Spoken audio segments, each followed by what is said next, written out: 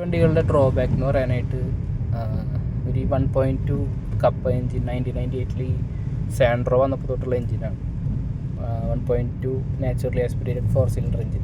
അത് വെച്ച് തന്നെയാണ് ഇപ്പോൾ ഒരു മാക്സിമം എല്ലാ വണ്ടികൾ ഓടിക്കുന്നത്. ഇപ്പോൾ ഇവരുടെ 5 വണ്ടിക്ക് ഒരേ എൻജിനാണ്. ആകെ ഗിയർ ബോക്സ് മാത്രമാണ് വ്യത്യാസമുള്ളൂ. അതായത് i10, i20, എക്സ്റ്റർ, ഓറ, വെന്യൂ, ഈ 5 വണ്ടിയിലും ഇവർക്ക് ആകെ കൂടിയുള്ളത് ഈ 1.2 കപ്പ എൻജിൻ മാത്രമാണ്.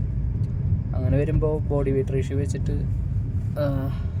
ഓരോ വണ്ടിക്കും പെർഫോമൻസിലും വ്യത്യാസമുണ്ട്. ഇപ്പോൾ i10 എക്സ്റ്റൻഷനാണ് എക്സ്റ്റർ.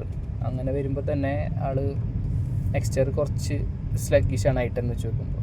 AMT വരുമ്പോൾ AMT ഗിയർ ബോക്സാണ് വരുന്നത്.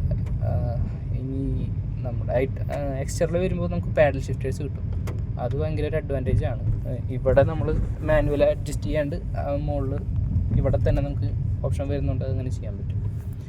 ഇനി i20 വരുമ്പോൾ CVT വരുമ്പോൾ ഒന്നുകൂടി അഡ്വാൻസ്ഡ് പെർഫോമൻസ് ആയി. പക്ഷെ അതിൻ്റെ ഒപ്പം തന്നെ വെന്യൂ വരുമ്പോൾ ബോഡി വെയ്റ്റ് റേഷ്യോ നോക്കുമ്പോൾ കുറച്ച് മടിയനാണ്. ഇത് ബോഡി വെയ്റ്റ് കൂടുതലുള്ളതുകൊണ്ട് ആൾക്ക് അത്ര അങ്ങോട്ട് പെർഫോം ചെയ്യാനായിട്ട് i20 കമ്പയർ ചെയ്യുമ്പോൾ കുറച്ച് ബുദ്ധിമുട്ടാണ്.